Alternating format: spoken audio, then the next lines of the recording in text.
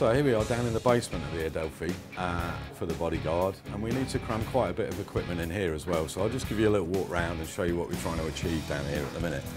So if we look over on this side, this came in this morning. This is all the video equipment, all the processors and drives for all the images that you see on the screens coming from the different projectors. What we need to create in this area, at the moment you'll just see it's kind of storage, but this ends up being a quick change area for all the ensemble. So all the costumes will be down here in this bay.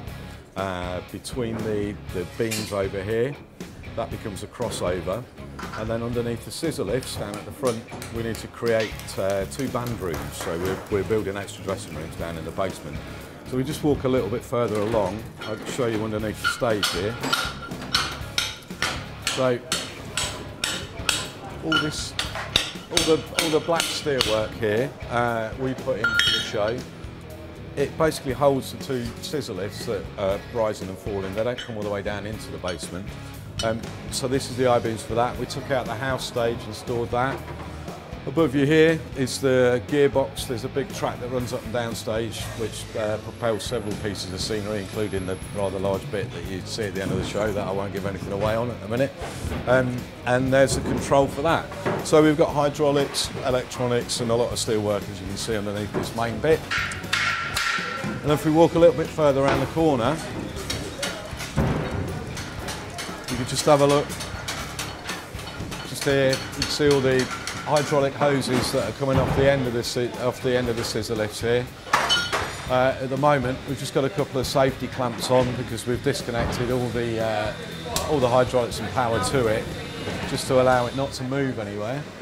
So all that will get cladded underneath. We've got the little tower at the end there, which has got the e-stop, which is it's really quite important to have. If we have any problems with any of the moving parts, we've got an operator, but we'll also have somebody down here all the time. So if a stage manager shouts stop, we need to stop the show instantly. We just hit the big red button on the front. That cuts all the power to all the moving parts. If anybody gets in the way or anything like that, it's just a big old safety feature, really. So I'll just walk you around the corner. If you look directly over to the back of the basement, that's a big it's a CO2 tank, basically, for all the low smoke in the show. We basically fill that with carbon dioxide. Then we hose off that to different pop-ups within the floor, and then they're hydraulically operated. So when you want to fill the stage with smoke quickly, that's what you do. You press go, they raise up. It's replaced with a nice low cloud-like smoke. So that's where that lives. Just moving around here. This is these are all the automation racks. So these came in on a couple of days ago on Friday. Basically, in layman's terms, these are the kind of brains behind all the moving scenery on stage. So they control all the floor tracks that we've looked at. They control the hydraulics within the scissor lifts, all of the counterweight assist flying, so all the pieces that you see going up and down.